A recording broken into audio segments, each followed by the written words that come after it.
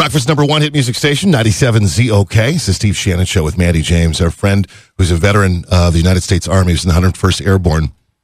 He had something very interesting to say as a lot of us were reading and sharing things on Facebook with all the protests going on at all the NFL games.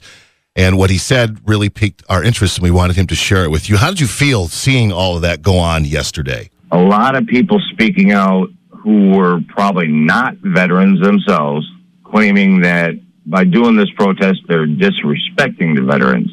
When Colin Kaepernick did this for the first time over a year ago, do you remember how you felt then? Maybe not necessarily the best time or place, but it's a simple protest, nonviolent, better than Nazis running through the streets of Charlottesville with weapons. Brian, is it safe to say, though, that a lot of people don't even really know what the message is? It's definitely, I think it's definitely gotten lost.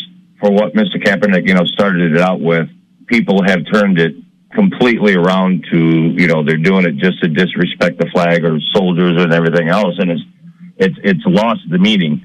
And hopefully with a unified front that they put out yesterday in response to 45's pretty rotten comments in my book, hopefully it gets back on target on what this started out to be and continues to be. So, Brian, as a U.S. Army 101st Airborne veteran, do you feel disrespected? No. I mean, that's the reason I served, was to give people the freedoms to be able to do that, whether I agree with it or not.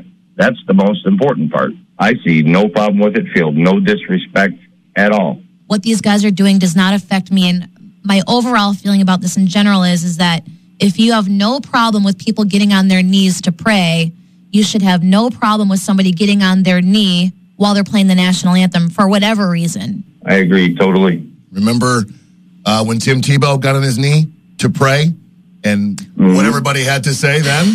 I mean, seriously, people, our priorities are a mess. Our country is a mess.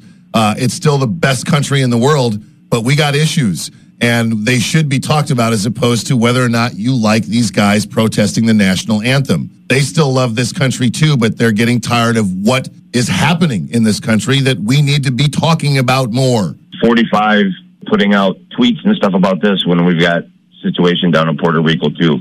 Exactly. Our values and our ideas and what's going on in the world right now are very skewed on what's important. That's twice now you referred to Trump as 45. Why do you do that? Total disrespect. I respect the office. Do not respect the man.